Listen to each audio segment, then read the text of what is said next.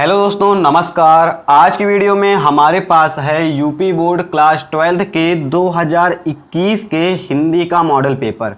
और ये पेपर बहुत ही इम्पोर्टेंट है उन लोगों के लिए जो लोग 2022 में बोर्ड एग्ज़ाम देने जा रहे हैं, क्योंकि ये कोविड सीज़न का पेपर है। और जितने भी चैप्टर यानी कि जो 100 में से 30% कट चुके थे चैप्टर, उन चैप्टर्स के इसमें एक भी क्वेश्चन नहीं दिए हैं। तो जो चैप्टर कटे हुए हैं उन चैप्टर के क्वेश्चन इसमें नहीं दिए गए हैं। और ये यूपी बोर्ड का पेपर है और बहुत ही इंपॉर्टेंट है क्लास 12 के छात्रों के लिए। तो आप वीडियो को पूरा जरूर देखिएगा। चलिए शुरू करते हैं। तो यहाँ पर चलिए देखते हैं हम क्वेश्चन। तो फ्रंट पेज पर आपको इसमें कोई भी क्वेश्चन नहीं मिलेगा। अगला पेज जब आप इसमें खोलेंगे तो इसमें जो क्वेश्चन की शुरुआत है यहाँ से की गई है। इसके पहले आपको केवल निर्देश दिए गए हैं, क्वेश्चन की शुरुआत आपको यहीं से मिलती है। तो खंड का पहला क्वेश्चन है हर बार की तरह बहुविकल्पीय। ये क्वेश्चन है आनंद कादम्बिनी के संपादक थे, यानी कि आनंद कादम्बिनी के संपादक कौन थे। तो सही आंसर है इसका बद्री नारायण चौधरी या प्रेमघन। ये इसका राइट आंसर है, पहले का दूसरा। उसके बाद दूसरा क्वेश्चन देखते हैं।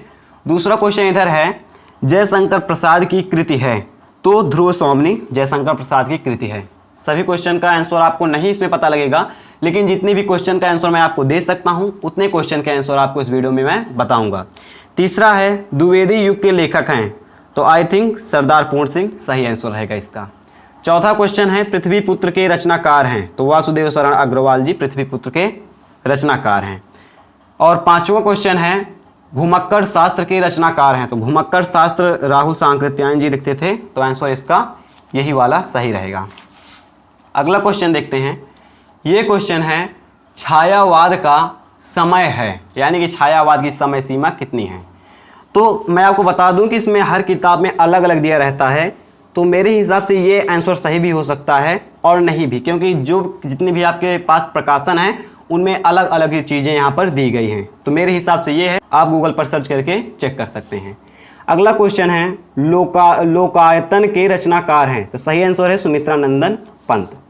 फिर इसका गा क्वेश्चन है प्रयोगवाद के प्रवर्तक हैं। तो प्रयोगवाद के प्रवर्तक हैं अज्ञेय। अगला क्वेश्चन है अनामिका के रचयिता हैं। अनामिका के रचयिता हैं सूर्यकांत त्रिपाठी निराला जी। ठीक है, इतना क्वेश्चन आपका हो गया। और 10वां क्वेश्चन है यानी कि अंगा वाला, दूसरे का अंगा। ये है कि पंत जी को ज्ञानपीठ पुरस्कार मिला है।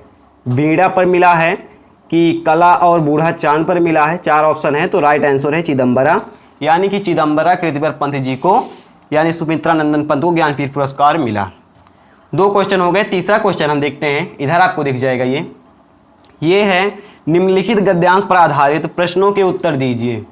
तो यहाँ पर आपको कई सारे गद्यांश मिल जाएंगे। 2 गद्यांश, यहाँ से यहाँ तक आपको इसे पूरा पढ़ना है। यहाँ तक इतना अगर आप पढ़ेंगे यहाँ तक, तो इसमें जितने भी क्वेश्चन पूछे गए हैं उनका आंसर आपको पता लग जाएगा।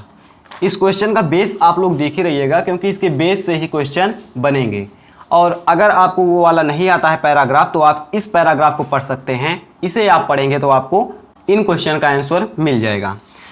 अब अगला देखते हैं, चौथा क्वेश्चन। बहुत ही शॉर्ट में आपको बता रहे हैं, क्योंकि अगर ज़्यादा हम आपको डिटेल में बताएंगे तो वीडियो लंबी हो जाएगी। कभी लाइव सेशन चलाएंगे तो आपको एकदम डिटेल से हम बता देंगे। अगर आप लाइव सेशन चाहते हैं कमेंट करके हमें जरूर बताइएगा। अगला क्वेश्चन है पद्यांशों पर आधारित निम्नलिखित प्रश्नों के उत्तर दीजिए। जो चीज़ आपको इसमें करनी है सेम चीज़ आपको इसमें करनी है। ठीक है, पद्यांश को पढ़ना है। जो भी क्वेश्चन दिए गए हैं नीचे, इनका आपको आंसर कर देना है। अगला क्वेश्चन देखते हैं, पांचवा क्वेश्चन क्या है। यहाँ पर पद्यांश में 2 पद्यांश थे, आप इन्हें वीडियो पॉज करके पढ़ सकते हैं। तो जो दूसरा इसमें पद्यांश है, ये है निम्नलिखित में किसी एक लेखक का जीवन परिचय देते हुए उसकी भाषा शैली का उल्लेख कीजिए। देखिए यहाँ पर रचना का नाम नहीं लिया गया, भाषा शैली। ठीक है, भाषा और शैली आप समझ सकते हैं, पैटर्न चेंज हो रहा है तो आपको पढ़ने का अपने तरीका भी चेंज करना पड़ेगा। यहाँ पर आपको रचना की जगह पर भाषा शैली देखने को मिलेगी। तो यहाँ पर आपको किसी का भी जीवन परिचय लिखना है, भाषा शैली उसकी आपको लिख देनी है। सेम चीज़ यहाँ पर आपको करना है।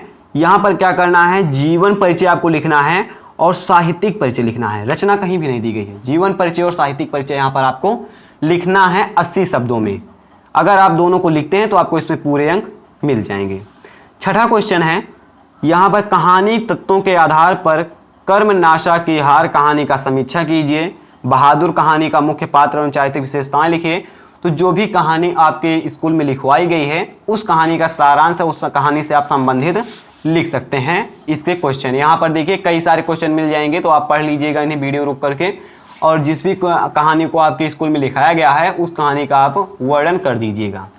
अगला क्वेश्चन देखते हैं हम। अगला है खंड खा, 8वां क्वेश्चन। ये क्या है? निम्नलिखित संस्कृत गद्यांश का संदर्भ सहित हिंदी अनुवाद कीजिए। तो इसमें क्या है, आपका ये गद्यांश दिया गया है संस्कृत में, आपको इसका पहले संदर्भ लिखना है, किस लेसन या इस लेसन का नाम लिखना है, और आपको इसका हिंदी अनुवाद लिखना है। ठीक है, अब आगे आएंगे तो आपको ये दूसरा गद्यांश मिल जाएगा, या आप चाहे पीछे वाले का संदर्भ और हिंदी अनुवाद लिख सकते हैं, या चाहे तो आप इसका लिख सकते हैं। आगे इसी प्रकार आपको श्लोक मिल जाएगा, श्लोक में आपको संदर्भ लिखना है और इसका अनुवाद करना है हिंदी में। और ये दोनों ही जो श्लोक हैं ये हैं सुभाषित रत्नानी के, बहुत ही इंपॉर्टेंट चैप्टर है। अगर आप नहीं पढ़ना चाहते हैं तब भी आप उसे पढ़ लीजिएगा, बहुत ही इंपॉर्टेंट है। इसके बाद कुछ क्वेश्चन यहाँ पर दिए गए हैं, इन्हें आप देख लीजिए। आसान क्वेश्चन है, पढ़ने का कोई मतलब है नहीं, वीडियो पॉज करके आप इसे देख लीजिएगा। आगे आते हैं 12वें कक्का।